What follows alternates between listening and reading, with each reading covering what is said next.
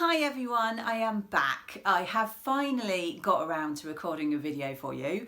This one is going to have my most recent makes and also a little bit of progress on my Eden jacket for you. So grab yourself a cuppa and let's get started.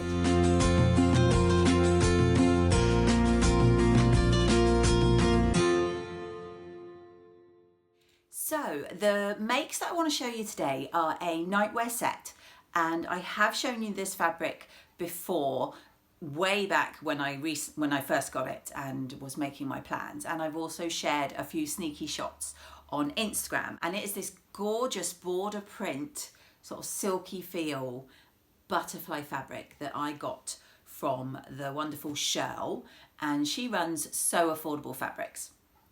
And as you know, I will pop everything I talk about and all links in the description box below.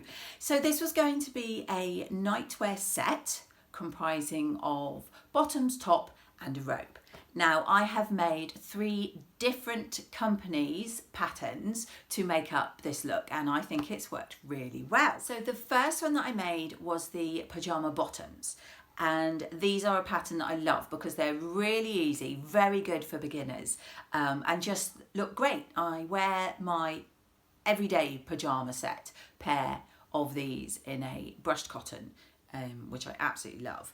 And that is Tilly's button, the Jaimie, and they probably won't show very well with me sitting here, so I will insert photos and video for you to see.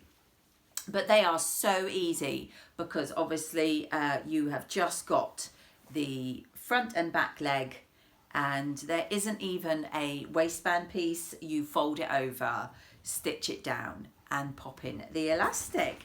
I love how these came out with the black border showing at the bottom, and that was what really drew me to this fabric, is that gorgeous border and what I could do with it. So the pajamas have them, as I say, at the, if you can't see them, hopefully you'll see them in the photo, at the bottom.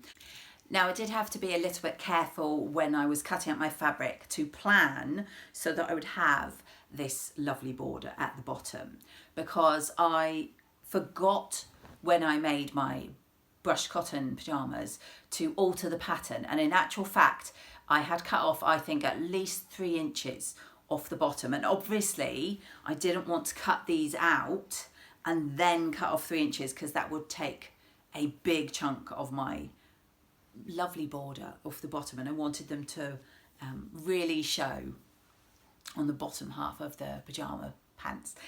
And so I did actually fold up the pattern to the length that I wanted it, checked it against my leg to see if it looked about right, and then obviously I placed the bottom of the border at the bottom so that going up I would have this lovely chunk of border print showing.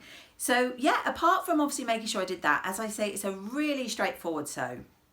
I think I sewed up the majority of it on my overlocker, which you may or may not know, I always have it threaded with this black and white and grey variegated thread.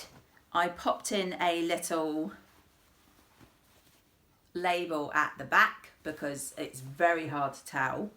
With my other pajama bottoms I can tell the back from front because of the pockets, but I left the pockets off of these, so I popped in the little label. And yeah, so those are the pajama bottoms, which I absolutely love. The second one I completed was the robe. Now, if you follow me, you will know that I bought the Sylvia robe when it was available from Guthrie and Garney in one of their Sewing Society kit boxes.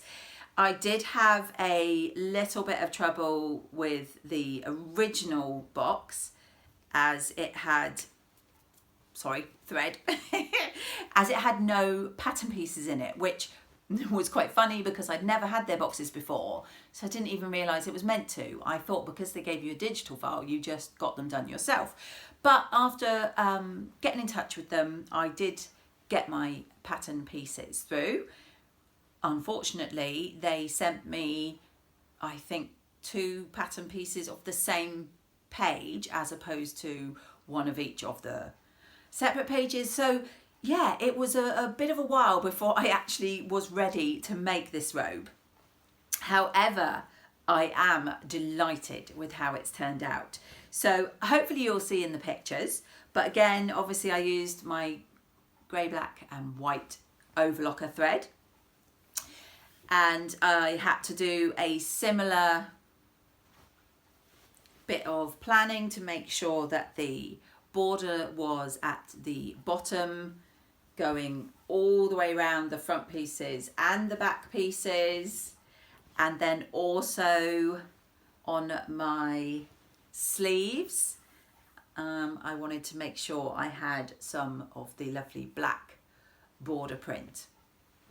Now this one has a neckband that goes all the way around the back of your neck and all the way down the front, and if you were using a easier fabric, then the instructions showed that you would stitch them onto the front right side together, and then you had already been told to fold under and iron like the seam allowance on one side, and that would be on your inside, so that when it was stitched down you would then fold it against your fabric, pin in place and top stitch down. Now the problem I have with this fabric is that I found if you popped pins in it, it in a few places, I can't find it at the moment, but it did pull, and then you had a line going through. And because the place where you wanted to put it was not on the edge, I couldn't use my Wonder clips either.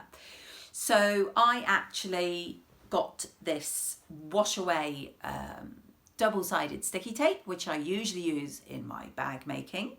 It's a 1/4 inch wide, I think, and I basically stuck it all down all the way around, and then hopefully it's nice and neat. I did it stitch in the ditch, so hopefully you can't actually see the stitching, and I am really happy with how that turned out.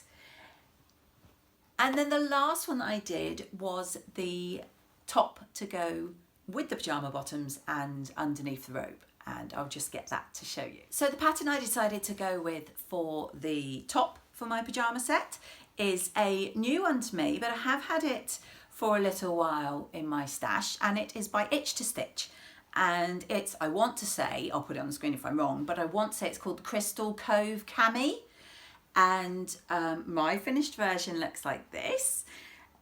I will pop in a photo of the version that they show on their pattern, and it shows there that they actually have spaghetti straps, so a bit similar, very similar actually, putting this together, as the Ogden Cami. I didn't like the spaghetti straps for sleeping, so I actually followed a tutorial by Lifting Pins and Needles, which I will pop in the description for you, and she showed how to widen the straps so that these now,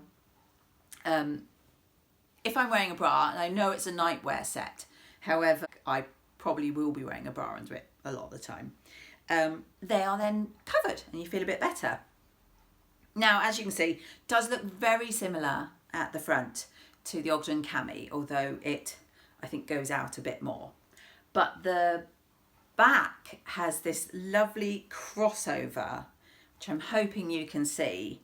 So this piece is the back, and obviously it sort of kind of gives you a little bit of a airy when you're walking along. So the pieces just overlap and are stitched down, so they have that lovely overlapping at the back.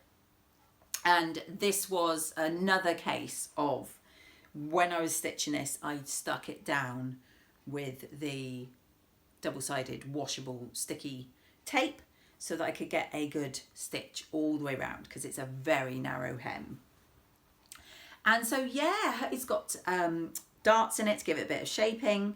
I absolutely love how these three pieces turned out. and if I haven't already, I will pop in photos or videos so you can see.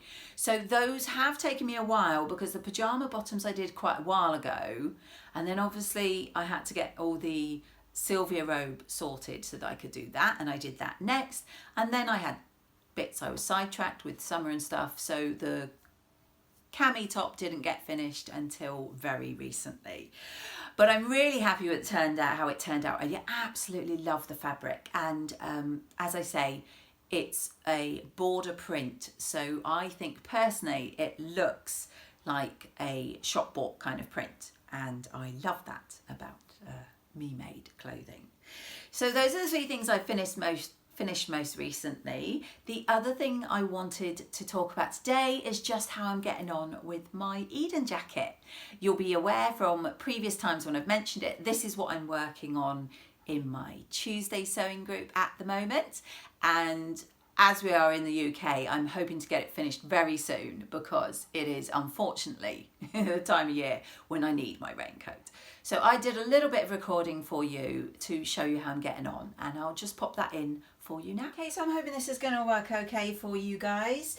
This is my Eden so far. As you can see, I have the main body and the sleeves sewn up, and hopefully you can see the sleeves are a raglan, so they're nice and easy to fit. I will be finishing sewing the sleeves and the side seams together, but I wanted to get the pockets on first, as it's much easier to sew when I only have this section under the machine and don't have all this bulk. So this machine, this pocket here was fun for my machine. I could not get stitches to go on without skipping. However, thanks to the wonderful Angela of Devon Thread Tales, who insisted that having tried new needles, rethreading, threading, etc., I should have a look at cleaning out the bobbin area and see if there's any problem there. And when she helped me have a look under and clean it, I think it's safe to say she's quite disgusted with the state of my machine. Angela's very good and cleans out her machine very regularly. I, on the other hand, do not. However, she was quite right. Once we gave it a good clean out, it didn't skip, and I was managed to stitch down this pocket. This flap is going to be top stitched along here as well, and then it was going to have a stud which will hold it onto the pocket, and obviously I am going to do the second one over here, and the studs will match the studs that go down the front flap, which will eventually have a zip underneath, and that will be enclosed. So the main part is coming along nicely. I do also have my hood, and I think because this doesn't need to go on the mannequin, I think I will be able to show you that. So I hope you're liking how it's looking. I am loving how it is looking, and I hope to get it finished very soon, because if you are in the UK like me, you'll know now is the time that we need our raincoat. Okay, so as I said in that, I am also very far on, I think, with my hood. I have done the main structure of the hood, and I'll just show you the inside. I have bound the seams the same as I've done on the main part of the jacket with this lovely animal print bias binding, and I think that gives it a lovely touch. And the reason why I've done this, I may have mentioned before, is because I am not lining this, and the instructions are actually for a lined coat. So that's one of the reasons why I am doing this coat in my Tuesday workshop with the lovely Vanessa on hand, so that when I come across something where I'm not sure how to interpret it to work without a lining, she's there and she's always got great advice. So the most recent thing I did on this one was these facing pieces, and again, because they are supposed to have a lining, they would be attached to a lining and then it would be all neatly finished. But obviously, as you can see, I don't have the lining. So my plan for this is I will fold it over onto the inside, and because it's not attached to a lining, I have bought some Web, I think it's called, and I am going to stick it down basically with this Web, and then I'm also going to finish this raw edge with the bias binding again, and then when that is stuck down I will tack some of this bias binding that will be in place all the way around so that it's held down. I have to say the Web and a lot of these instructions are from Felicity's blog, from Felicity Fabrics, because she made this originally, and hopefully if you follow me you'll know that's where I got the idea to make this. So I will also link her blog below and her fantastic finished version of this jacket. This will be a lot neater because I will trim the seams back when it's finished, and then when it's bound and stuck down I will just top stitch all the way round. So I really like how my hood is coming along, and that is all I've got to give you for now. Please stay tuned in the next few days. Hopefully I have a massive fabric haul. No surprise to those of you who know me. I was hoping to record, and I can now because I was waiting on a specific fabric so that I could do them all together. So I will be recording that probably today, and so hopefully this video will be up first and that one will follow very soon afterwards. Thank you ever so much if you are watching, and if you've stuck with me, considering I've been absent for quite a while. I appreciate every single one of you. I am a little bit behind on getting back to your comments on my previous video. I will go back and answer them. I have read them all, and thank you ever so much for all the comments and likes and for watching and subscribing. Hopefully one of these days I'll get my act together and I'll have regular content as opposed to the sporadic stuff you get from me currently. But I'm going to leave it there. As I say, a fabric haul will be following very soon, and then of course my So Hayley Jane box should be winging its way to me quite soon as well. So I hope you're having a wonderful day whatever you are doing, and I will catch you all in my next video.